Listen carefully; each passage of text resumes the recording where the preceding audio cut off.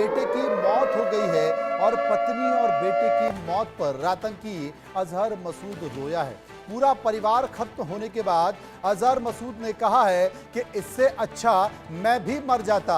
मसूद ने इस बात का जिक्र किया है, रहम की उम्मीद नहीं करनी चाहिए, इस बात का जिक्र भी मसूद ने किया है। मैं आपको बता दूं कि मसूद का भाई रऊफ अजहर जो कि घायल बताया जा रहा है, अब तक ये जिंदा है या मर गया पता नहीं है, इसकी पुष्टि होना बाकी है। लेकिन मसूद का बेटा मारा गया है, उसकी बहन मारी गई है, हुज़ैफा जो कि उसकी पत्नी है वो मारी गई है, उसका बेहद करीबी वकास मारा गया है, हसन मारा गया है। लेकिन सबसे बड़ी बात है कि जिसने कई लोगों को मारा, जिसने कई निहत्थे बेकसूर लोगों को मारा, आज अगर उसके परिवार के लोग मारे जा रहे हैं तो वो रो रहा है और वो कह रहा है कि इससे अच्छा मैं भी मर जाता।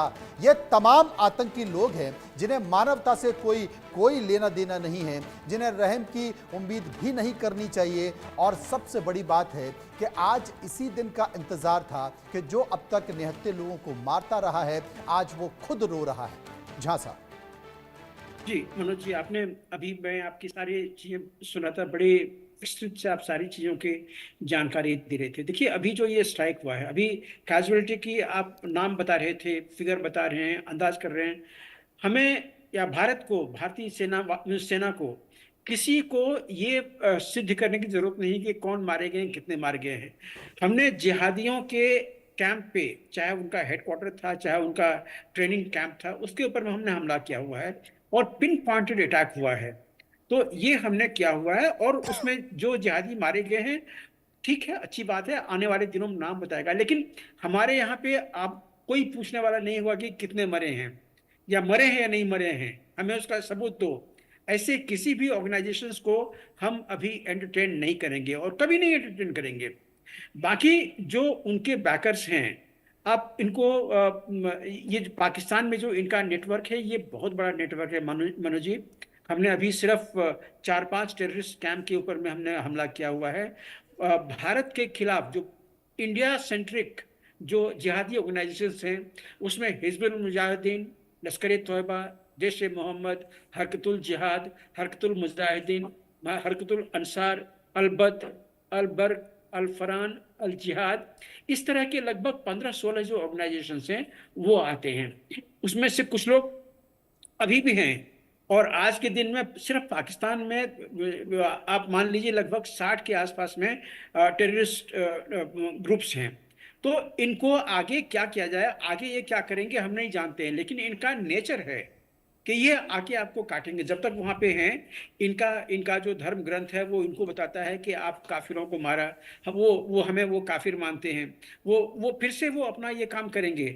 लेकिन भारत ने आज ये चीज बिल्कुल सीधा सीधा उनको बता दिया हुआ है कि अगर हमारे ऊपर में अटैक हुआ आगे से, हम तुम्हें नहीं छोड़ेंगे। और हमेशा इसी से हम बात लोग का एक चीज जिक्र पे, झा साहब मैं कर रहा था। मैं अमेरिका की बात और लादेन की बात इसलिए भी कर रहा था कि 9/11 हुआ तो अमेरिका ने लादेन को पकड़ने के लिए पाकिस्तान के अंदर आया, उसे उठा लिया।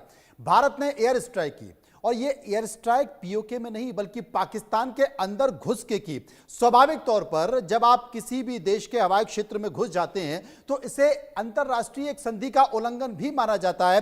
लेकिन हमारे विदेश सचिव ने जिन 2 लाइनों का जिक्र किया कि पहला, अपराधियों को न्याय के कटघरे में लाना जरूरी था, और दूसरा कि हमने अपने अधिकार का उपयोग किया, तो अमेरिका करता रहा है, इजराइल हाल ही में कर रहा है कि चुन चुनकर एक एक कर वो सीमा में घुसकर आतंकवादियों को मार रहा है।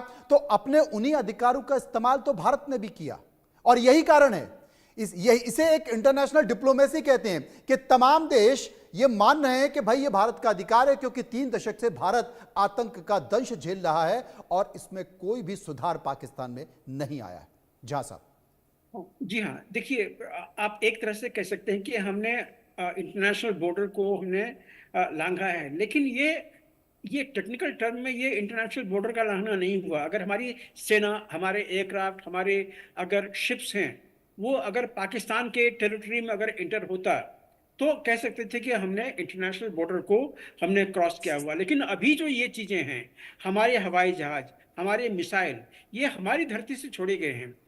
जो पाकिस्तान में जाके गिरे हैं, ये जिहादियों के कैंप के ऊपर में गिरे हैं। उनको मारना तो हमारा धर्म था, यही तो हमारा रिटेलिएशन का अटैक था, जो कि यूएन में भी बताया गया था कि जब आपने यहाँ पे पहलगाम में ये अटैक किया हुआ या उससे पहले भी किया हुआ है, तो हमारा अधिकार होता है कि हम इसका जवाब दें और बिल्कुल भरपूर इसका जवाब दें।